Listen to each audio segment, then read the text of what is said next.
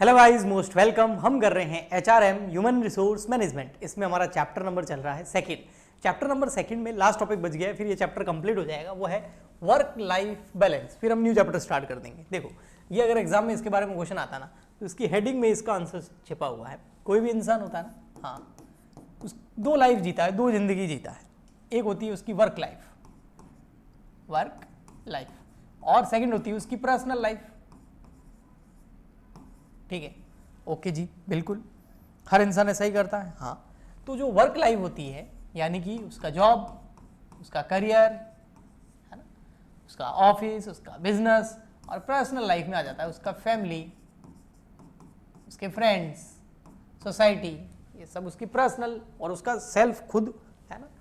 तो ये इन दोनों के बीच में क्या होना चाहिए? Work and life. वर्क मतलब वर्क लाइफ, लाइफ मतलब यहाँ पर पर्सनल लाइफ। तो वर्क लाइफ यानी कि वर्क लाइफ, और लाइफ का मतलब पर्सनल लाइफ। तो दोनों के अंदर क्या होना चाहिए? बैलेंस होना चाहिए। दोनों के अंदर बैलेंस होना बहुत इंपॉर्टेंट है। अगर बैलेंस नहीं है, अगर आपके ऑर्गेनाइजेशन के अंदर जो भी एम्प्लॉयज काम कर रहे हैं, उनकी पर्सनल लाइफ में और उनकी जो वर्क लाइफ है, जॉब लाइफ है, उसमें अगर बैलेंस नहीं है, तो वो इंसान, वो एम्प्लॉई मेंटली डिस्टर्ब रहेगा। वो फिर अच्छे से काम नहीं कर पाएगा। वो अपना 100% कैपेसिटी जो है उसका आपको बेनिफिट नहीं मिलेगा, यानी कि वो 100% फोकस करके काम नहीं कर पाएगा, जिसका ओवरऑल इफेक्ट ऑर्गेनाइजेशन पे पड़ेगा, है ना, और उसकी खुद की लाइफ में भी पड़ेगा। अगर वो परेशान होगा तो अच्छे से काम कैसे कर पाएगा? तो यहाँ पर HR जो मैनेजर है, ह्यूमन रिसोर्स HRM मैनेजर है, ह्यूमन रिसोर्स मैनेजमेंट को करने वाला मैनेजर, HR मैनेजर, उसको एक काम दिया गया है कि भैया देखिए, जितने भी एम्प्लॉयज़ हैं, हाँ, उनकी जो वर्क लाइफ है और उनकी जो पर्सनल लाइफ है, उसको बैलेंस करने की कोशिश करो, ताकि वो इंसान मेंटली फ्री रहे और अच्छे से काम कर सके। ठीक है, तो देखिए पढ़ते हैं इसके बारे में। Work life balance. Work life balance क्या है? स्ट्रेटेजी, एक तरह की रणनीति है, एक तरह की प्लानिंग है, एक तरह की व्यू रचना है। किस चीज़ की और कौन करेगा इस प्लानिंग को, इस स्ट्रेटेजी को कौन बनाएगा? HR manager. क्यों बनाएगा? ताकि एम्प्लॉयज को क्या कर सके? सपोर्ट। किस काम के लिए एम्प्लॉयज को सपोर्ट कर सके? ताकि एम्प्लॉय मैनेज कर सके their personal and professional duty. ताकि एम्प्लॉय पर्सनल, फैमिली को भी, फ्रेंड्स को भी टाइम दे पाए और अपना प्रोफेशनल ड्यूटीज़ भी अच्छे से कर पाए। तो इन दोनों को मैनेज कैसे करना है? अधिकतर लोगों को ये मैनेज नहीं करना आता, उनकी धज्जियाँ उड़ जाती है। फिर ना फैमिली के रहते हैं ना बिजनेस के रहते हैं, क्योंकि 100% यहाँ फोकस नहीं हुआ, वहाँ पर भी नहीं हुआ, बंदा मेंटली परेशान रहता है।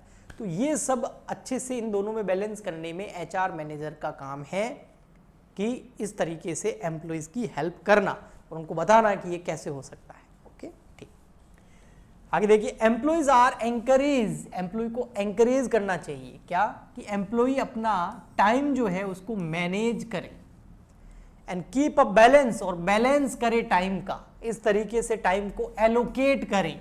कहाँ पर? फैमिली में, हेल्थ में, वैकेशन में। इस तरीके से टाइम को मैनेज करे कि फैमिली भी सेटिस्फाइड रहे, बंदा खुद भी सेटिस्फाइड रहे, ऑर्गेनाइजेशन भी सेटिस्फाइड रहे, और वो पर्सनली भी सेटिस्फाइड रहे। तो ऐसा मैनेज करना टाइम को सिखाना होगा, जिसको टाइम मैनेजमेंट बोला जाता है। The terminology work life balance was introduce इन 1986 में इंट्रोड्यूस हुई थी, और आज के टाइम में ये सबसे ज़्यादा ज़रूरी चीज़ है। Work life balance help in dividing their time the basis of their work and life priorities.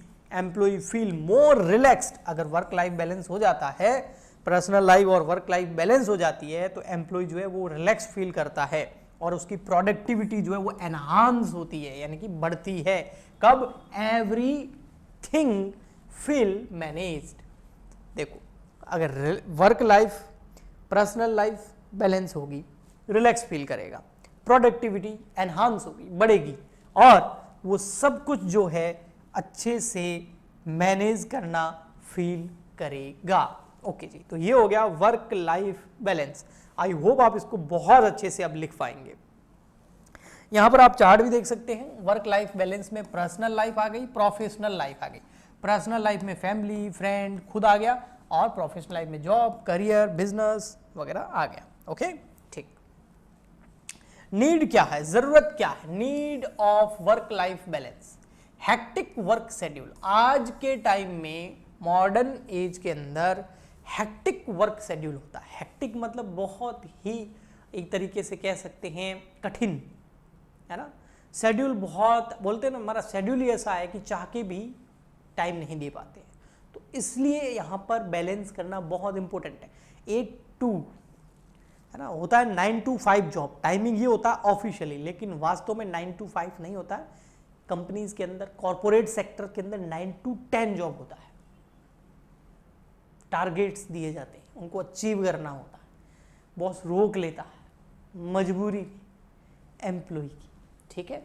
तो इस हेक्टिक वर्क शेड्यूल के अंदर अगर एचआर मैनेजर अगर चाहे तो एम्प्लॉय का सहयोग कर सकता है और उसकी लाइफ को बैलेंस किया जा सकता है। तो ये बहुत ज़रूरी है। High expectation by employer, employer मतलब कौन हो गया? आपका बॉस, आपके ऊपर काम करने वाला बंदा जो आपको ऑर्डर देता है। एम्प्लॉयर आपका ओनर, बॉस। तो जो एम्प्लॉयर है, हाँ, उसकी आज के टाइम में हर एम्प्लॉय से एक्सपेक्टेशन बहुत ज़्यादा होती है, क्योंकि हर कंपनी के टारगेट्स बड़े ज़्यादा होते हैं दूर के। अब उसको अचीव करने के लिए का प्रेशर रहता है सबके ऊपर। तो इस एम्प्लॉयर का जो ये हाई एक्सपेक्टेशन है, ये एम्प्लॉय की वर्क लाइफ और पर्सनल लाइफ को प्रभावित कर सकता है और करता है। तो इसमें बैलेंस करना भी एचआर मैनेजर का काम है। राइज इन पर्सनल एक्सपेक्टेशन, हर इंसान की जो पर्सनल एक्सपेक्टेशन है वो दिनों दिन बढ़ती ही जा रही है। तो इसीलिए कई बार इंसान जो है पूरा का पूरा अपना फोकस 100% टाइम वर्क पे दे देते हैं, तो फैमिली पीछे रह जाती है। अगर फैमिली पे दे दे तो वर्क पीछे रह जाता है, क्योंकि हर इंसान की जो एक्सपेक्टेशन है आज के टाइम में, पर्सनल एक्सपेक्टेशन, वो बहुत ज़्यादा है और उसको हर कोई हर हाल में पाना चाहता है, क्योंकि दिखावे की ज़िंदगी आज के टाइम में बहुत ज़्यादा हो गई। हर इंसान को जॉब लगते ही, पहले क्या होता था बेटा, किसी बंदे की जॉब लगती थी नया नया, आज से मैं अगर 10-15 साल पीछे चला जाऊँ तो, और अगर 10 साल पीछे जाऊँ तो भी ये मिल जाता था। और हर इंसान की अगर कोई जॉब लगती थी, कोई बंदा कमाने लगता था, जो उसकी सैलरी आती थी, तो उससे वो धीरे धीरे पहले तो फैमिली के खर्चे करता था, उसके बाद में उसका नेक्स्ट जो टारगेट होता था वो ये होता था भाई खुद का एक प्लॉट ले ले, उसके बाद खुद का मकान बना ले अगर नहीं है तो, है ना। ये फर्स्ट टारगेट होता था। आज के टाइम में क्या है, नहीं, पहले मकान बनता था, पार्किंग होती थी, फिर लोग गाड़ी लेते थे। आज के टाइम में क्या है, दिखावा बहुत ज़्यादा है। तो आज के टाइम में लोग क्या करते हैं, पहले कार लेंगे, भले ही किराए का घर है, उसके बाद में घर बनाएंगे। तो कितना प्रेफरेंस जो है लोगों का चेंज हो रहा है, क्योंकि उनकी एक्सपेक्टेशन बहुत ज़्यादा हाई है। यस, अनहेल्दी हैबिट्स आज के टाइम में क्यों नहीं होगी, बिल्कुल होगी। वर्कलोड ज़्यादा हो गया, उसके बाद में टेक्नोलॉजी का इतना ज़्यादा यूज़ करना पड़ता है। अनहेल्दी हैबिट्स की वजह से भी पर्सनल लाइफ और वर्क लाइफ में बैलेंस गड़बड़ा जाता है। तो उसको सही करना एचआर मैनेजर की जिम्मेदारी है, वर्क लाइफ बैलेंस करने की ज़रूरत है। राइज इन स्ट्रेस लेवल, आज हर इंसान का स्ट्रेस लेवल जो है एक अपर ही रहता है। स्ट्रेस लेवल को कम करना है, उसको अच्छा फील कराना है, तो इन दोनों वर्क लाइफ पर्सनल लाइफ में बैलेंस करना बहुत ज़रूरी है। Okay, next, importance of work life balance. क्या इंपॉर्टेंस है वर्क लाइफ बैलेंस की? यानी कि अगर वर्क लाइफ बैलेंस आप कर दोगे, अगर आपने एचआर मैनेजर बना रखा है, वो आपके एम्प्लॉइज़ को हेल्प करते हैं उनकी लाइफ को बैलेंस करने में, तो इसकी क्या इंपॉर्टेंस है, इससे क्या होगा, क्यों ज़रूरी है? इससे ये होगा, रिड्यूस एम्प्लॉय टर्नओवर। अगर आप एम्प्लॉय की पर्सनल लाइफ और उसकी वर्क लाइफ को बैलेंस करने में हेल्प करते हैं, तो एम्प्लॉय आपको छोड़ के नहीं जाएंगे।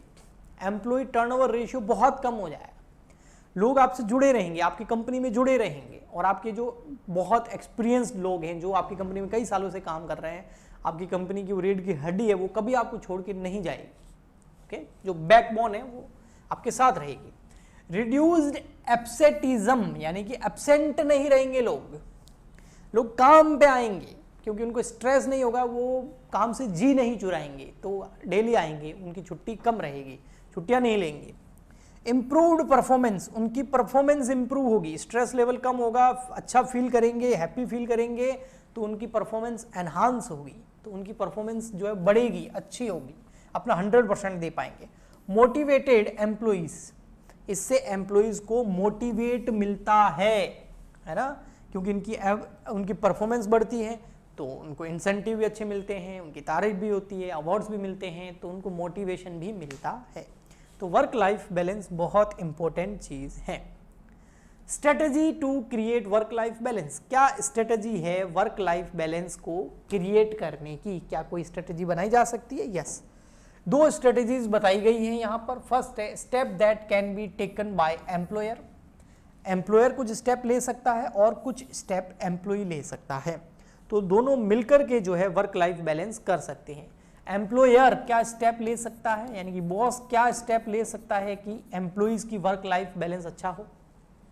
जो भी पॉलिसीज बनाई गई है वो क्लियर होनी चाहिए, कम्युनिकेटिंग होनी चाहिए, यानी कि जो भी पॉलिसीज है वो क्लियरली कम्युनिकेट होनी चाहिए एम्प्लॉइज के साथ में।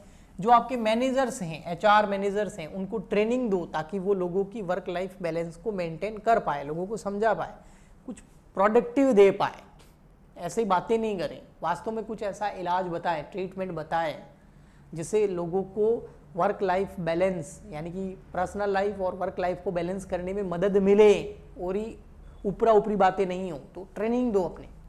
एम्प्लॉइज रिकॉग्नाइजेशन, एम्प्लॉइज को रिकॉग्नाइज दो। कंडक्ट एम्प्लॉय सर्वे, एम्प्लॉय सर्वे कराओ, तो ये एम्प्लॉयर का काम है। एम्प्लॉय क्या कर सकता है? क्रिएशन ऑफ वर्क प्लान, अपना प्लानिंग बनाए, टाइम मैनेजमेंट करें और वर्क प्लान तो जरूर बनाएं।